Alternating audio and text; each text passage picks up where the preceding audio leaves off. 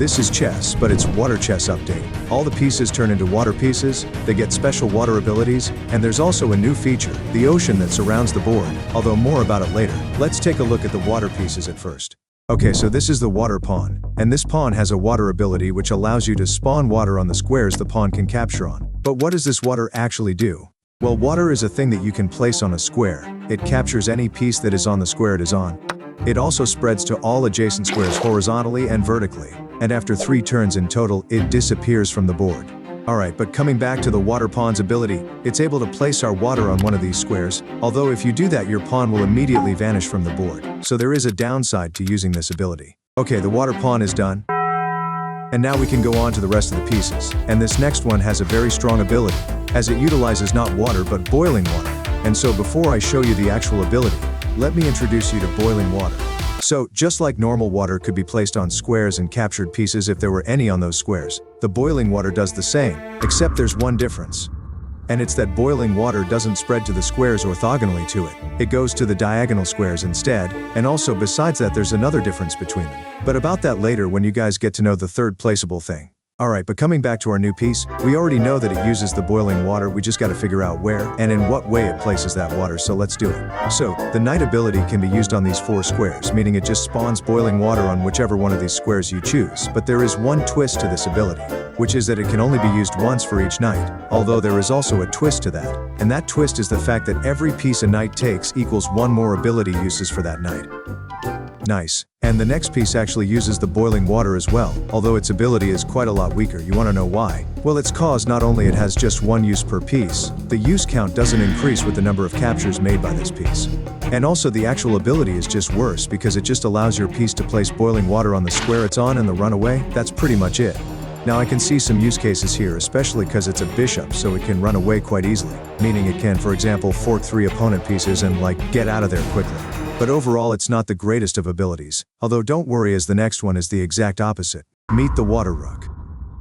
Let's dive into the waters of the new rook's ability. So, when you click on the button for using the rook's ability, all the squares where the rook can normally move to will get selected, except for the squares with your opponent's pieces on them. And now on all of these selected squares you can place the third and last spawnable thing, which works just like the previous 2, water and boiling water, besides of course its spreading pattern. And the spreading pattern here makes it spread to all the squares around it, but it only has about 10% chance of appearing on each of these squares, as otherwise it would be simply too overpowered. Okay, nice, but you guys still don't know this thing's name, so let me tell you that it is called Steam, the water steam. And hang on for one more second, because maybe you remember when I said there was one more thing about boiling water that we're going to talk about later. Well, this is that moment. And that thing is that when the boiling water spreads, in the next turn each of the diagonal squares have a small, really small but it is there, chance of turning into water steam. After all, in real life when the water boils it generates a ton of steam, so that would make sense.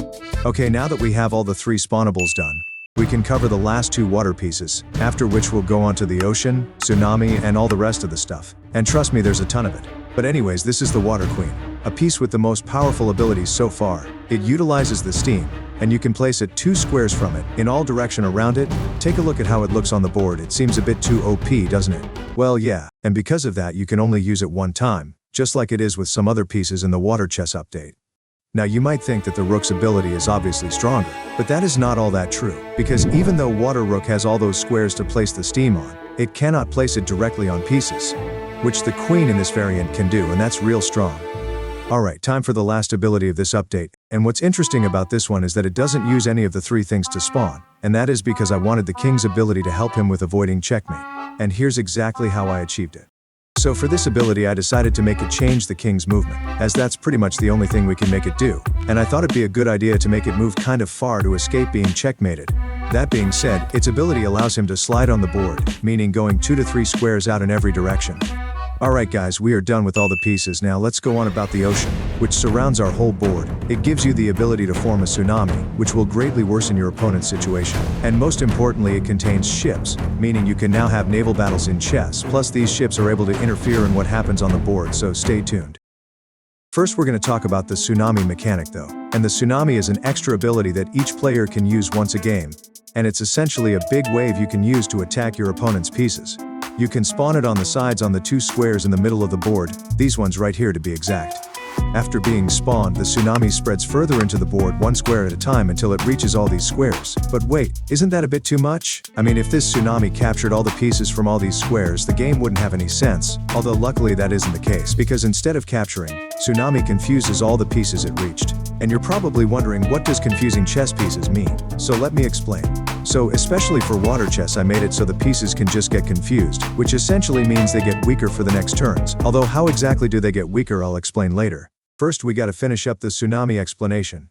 Alright, so if a player used a Tsunami every move, the game would be unplayable, and for this reason you can only use it once. Okay, great. Now let me tell you about these confused pieces. So at first I thought it'd be a good idea to make every confused piece move in its own original way, like just create a whole new set of pieces with new movements, but after a little more thinking, I came to the conclusion that it would overcomplicate the game, and for this reason I simply made it so that all pieces can't use their ability, plus they can't capture other pieces, that's it. And now it's time for possibly the most interesting part of the water update, the ships. This is the list of all the ships in this video, from the weakest to the strongest ship, and this strongest one is real powerful. It can really cause great damage to your opponent. Although before that ship we gotta create the first one, the light ship. So the light ship is the smallest and the weakest ship, it looks like shown here, and it can actually shoot other ships in pieces from 2 squares away.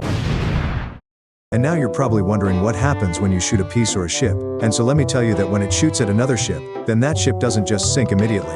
All the ships have a statistic called the shot durability, and it tells you how many more shots they can take before sinking, and for the light ship this statistic is 2. Now when it comes to shooting pieces on the board, things work a little bit differently, because it makes a small explosion, and this explosion can vary depending on the strength of the ship that fired the shot. But generally it confuses all the pieces it reached, which you can use to think of tactics where you, for example, confuse a piece that protects another piece, allowing you to take the no longer protected piece. Now to finish making this ship, let me tell you that it moves like shown here. Okay, now this next ship, the middle ship, is a bit more powerful than the previous one, and that's because first, its shot durability equals 4, not 2. Second, it shoots 3 squares away, not 2. And finally, when it shoots on the board, the explosion covers 5 whole squares, not just 1 like the light ship does. Oh, and by the way, it actually occupies 2 squares, because it's a bit more sizable than the light ship. Alright, the medium ship is done. But next we have the Galley ship, which also covers 2 squares, although it looks a bit cooler, and also is a little stronger. Just look at what it's able to do. So it moves 3 squares in every direction, exactly like the previous 2 ships, but it shoots 4 squares away, so a square further than the medium ship, and it sinks after 5 shots, which is quite a bit to be honest. Okay, we're done with the Galley ship, and now it's time for the last and the strongest ship. But wait, before the last ship, I want to quickly thank you all for all the support from the lava chess video. Let's do the same thing on this video, so guys, subscribe so we can continue this series. Oh, and also I have added water pieces, ships and ocean to the position editor on my website, all of which are available for my Patreon, so if you are interested and like this series, feel free to check it out. Alright, now coming back to the last ship, named the heavy ship, which literally makes these 3 look weak and tiny. It occupies 2 squares, which doesn't actually make it weaker, as it would be easier to shoot if it was bigger. Its shots are twice as powerful though, meaning when shooting other ships it lowers their shot durability by 2, compared to lowering it by 1 as other ships do. Its shot aren't only stronger on water though, as the explosion it makes on land is literally this big. Yeah, and besides all that, it only sinks after 10 shots. It shoots 3 squares out, but unfortunately it swims pretty slowly, only 2 squares at a time. Okay, and that's it about the heavy ship. And that being said, we've also finished the water update, so thank you guys for watching, and I see you guys in a bit with the next update.